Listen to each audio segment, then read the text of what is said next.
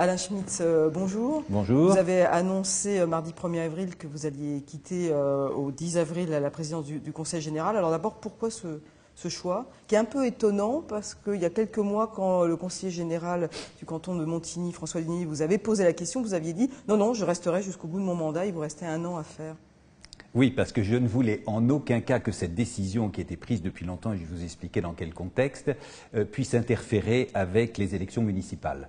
Considérer que ça n'était pas le sujet, s'est posé le problème de la réforme territoriale, de l'émergence de la métropole, du devenir de nos départements de grande couronne, et je me suis dit qu'il n'était pas normal que je n'évoque pas et que je n'assume pas la responsabilité de ma succession en laissant en quelque sorte la place libre le lendemain des élections de 2015. C'eût été inconcevable qu'il n'y ait pas de patron à la barre du navire Yvelines, si vous voulez. Le 11 avril, précisément, en séance du Conseil général, sera désigné, élu le nouveau président du Conseil général. Oui. On parle de Pierre Bélier, vous confirmez? Oui, je le souhaite personnellement, parce que de tous mes collègues, je suis sûr que c'est lui qui fera certainement la plus grande unanimité au sein de sa famille politique. Il est fort de son expérience, qui est reconnue, de sa compétence, de son engagement au service des Yvelines. Il l'a montré en d'autres temps, il le montrera dans l'avenir, sans aucun doute. Et comme je vous l'ai dit, c'est une période particulièrement troublée institutionnellement parlant que nous allons traverser, avec de grosses difficultés en termes de ressources financières pour le département. Et il fallait quelqu'un qui puisse faire entendre la voix des Yvelines. Alors Pierre Bélier, qui avait été président du Conseil général de 2005 à 2009, qui avait dû quitter le Conseil général en raison des affaires, on va dire ça comme ça. Du coup, ça veut dire quoi? Ça veut dire qu'Alain Schmitz, vous avez assuré l'intérim pour permettre à Pierre Bélier de revenir une fois qu'il avait purgé sa peine, entre guillemets? Non, parce que d'abord, cette question n'avait jamais été évoquée, puisque mon mandat devait se terminer en mars 2014 et qu'il était frappé d'une éligibilité qui allait au-delà. Donc c'est une question qui n'a nullement été évoquée, que j'ai tenu à porter ma propre personnalité, ma façon de travailler en équipe, travailler quelle que soit l'appartenance politique de mes collègues, quelle que soit l'appartenance politique d'ailleurs des 262 maires des communes yvelinoises avec lesquels j'ai eu infiniment de plaisir à travailler. Donc il y a eu une période qui a été différente où j'ai essayé d'apporter également la sérénité, pacifier notre Assemblée. Vous vous rappelez que peut-être il y a 5 ans, ça n'était pas forcément le cas et ça n'était pas évident. J'y suis parvenu. En termes d'attractivité, je suis très fier d'avoir pu développer l'attractivité du département des Yvelines en développant également un peu la solidarité en faveur de tous ceux qui ont besoin de l'aide du Conseil général. Il y a eu un temps fort de ma présidence et aujourd'hui, la politique est ainsi faite que c'est un autre temps qui s'ouvre.